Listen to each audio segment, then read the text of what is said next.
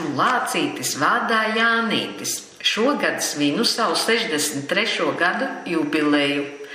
Tāpat kā mana saimniece.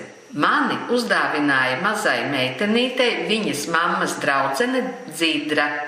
Vārdu Jānīti man ielika jaunā saimniecīte vārdā Indra. Meitenītei vārds Jānītis likās pats skaistākais vīriešu vārds. Mēs dzīvojām Igatē, Limbažu pusē. Indras vecāki strādāja Igates bērnu namā. Man bija zaļas stikla actiņas ar melnu zīlīti vidū. Tās gan man laika gaitā izkrita, un Indras māmiņa to vietā iešuva baltas podziņas. Man bija sarkana auduma izšūta mute ar mēlīti.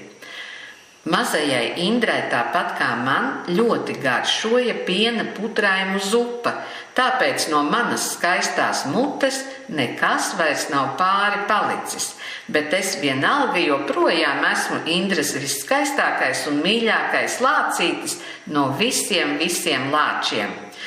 Jā, un ja kas, mana dāvinātāja Dzidra, kurai šobrīd ir pāri pat 90 gadiem, joprojām dzīvo Butniekos.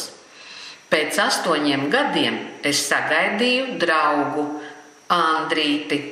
Indras vislielākās bērnības bailes bija no zobārsta. Māmiņa izmēģinājās visdažādākās metodes, lai piedabūtu viņu pie zobārsta apmeklējuma. Šeit vislabāk strādāja taktika ar jaunas mantas piesolīšanu. Tāpēc kārtējās asaru pilnās vizītes sekoja gājiens uz veikalu Lejasvidrižos, un Indras mantu kolekcija papildinājās ar Lācīti dzeltenraibās velvetona biksēs. Kad ģimene pameta Igati un pārcēlās uz Limbažiem, Indrai mantu pulku neļāva ņemt līdzi, tāpēc pirms pārcelšanās uz dzīvi pie Indras draudzenes, viņas brālis Jānis visas lelles un lāčus pacietīgi nofotografēja. Kā brālis pats atcerējās, samaksa bija 3 rubļi. Bildes ir saglabājušās, un Indra joprojām visām mantām atceras vārdus. Bet Jānītis un Andrītis ir paši lielākie mīluļi.